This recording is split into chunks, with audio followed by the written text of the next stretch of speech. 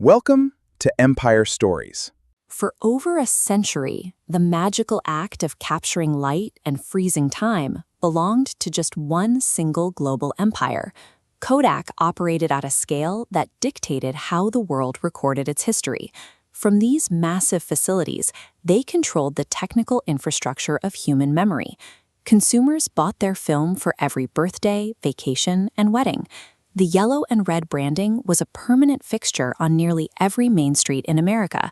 Yet when the digital revolution arrived, this global monopoly was erased. The collapse defies basic logic. Kodak went completely bankrupt because of the digital camera, even though their own engineers are the ones who invented it. To understand their collapse, we have to look at the engine that generated their immense wealth. Kodak operated on a classic razor and blade business model. They sold cameras at low prices to place a Kodak device in as many hands as possible, locking consumers into a closed ecosystem. The real money came after the photo was taken. You had to buy the film, pay for chemical processing, and print on their proprietary paper.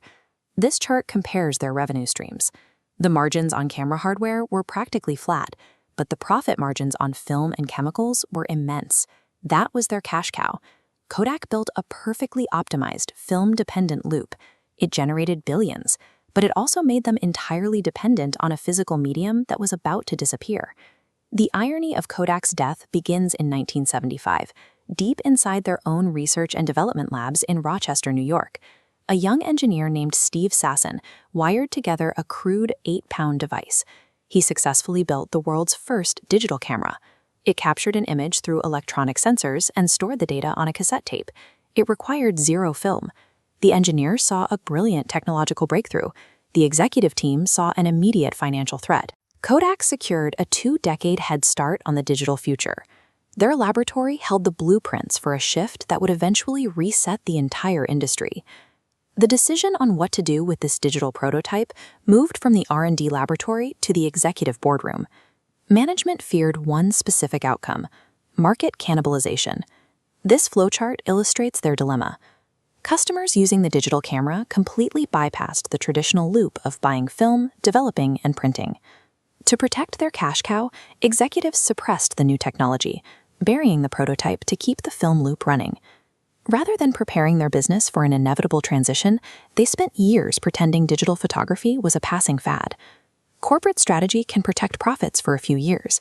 It cannot stop a technological shift. Kodak's refusal to lead the market created a massive vacuum.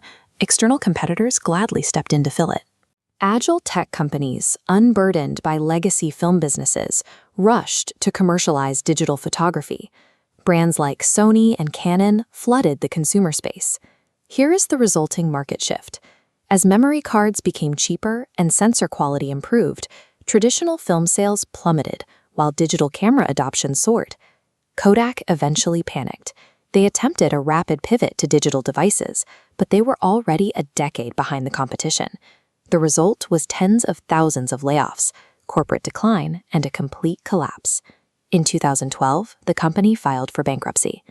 Kodak's own hesitation handed competitors the exact weapon needed to destroy them. Today, humanity takes billions of digital photos every day. The empire that made this possible sits in ruins. Extreme success often creates extreme blindness.